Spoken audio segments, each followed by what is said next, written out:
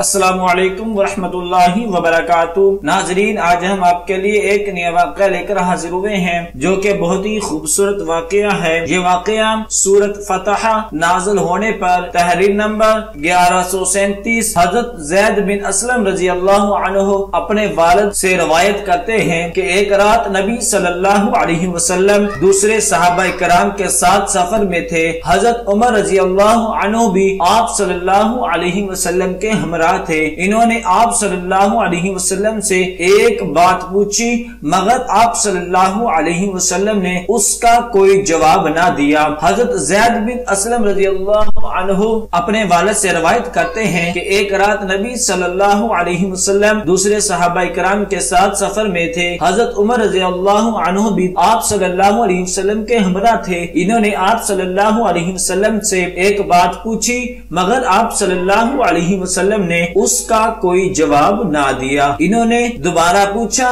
آپ صلی اللہ علیہ وسلم نے پھر جواب نہ دیا۔ انہوں نے تیسری مرتبہ پوچھا تو آپ صلی اللہ علیہ وسلم پھر بھی خاموش رہے۔ میں نے دل میں سوچا کہ اے عمر رضی اللہ، تیری ماں تجھے روئے، نبی صلی اللہ علیہ وسلم نے تمہاری بات کا کوئی جواب نہیں دیا۔ پھر میں اپنے اونٹ کو تیز چلا کر دوسرے مسلمانوں سے آگے نکل گیا۔ مجھے یہ ڈر تھا کہیں میری سوچ کے بارے میں کوئی وحی نازل نہ ہو جائے۔ تھوڑی دیر گزری کہ ایک پکارنے والے نے مجھے پکارا۔ میں نے جی میں کہا، شاید تیرے بارے میں قرآن نازل ہوا ہے۔ چنانچہ میں نبی صلی اللہ علیہ وسلم کی خدمت میں حاضر ہوا اور سلام عرض کیا۔ آپ صلی اللہ علیہ وسلم نے فرمایا، آج مجھ پر ایک سورت نازل ہوئی ہے جو مجھے اس ساری دنیا سے زیادہ محبوب ہے، جس پر سورج طلوع ہوتا ہے۔ پھر آپ صلی اللہ علیہ وسلم نے یہ آیات تلاوت فرمائی۔ ترجمہ: بے شک ہم نے آپ صلی اللہ علیہ وسلم کو کھلی فتح دی۔ دعا ہے کہ اللہ تبارک و تعالی ہم سب کو ان کلمات پر عمل کرنے کی توفیق عطا فرمائے۔ صدق اللہ العظیم۔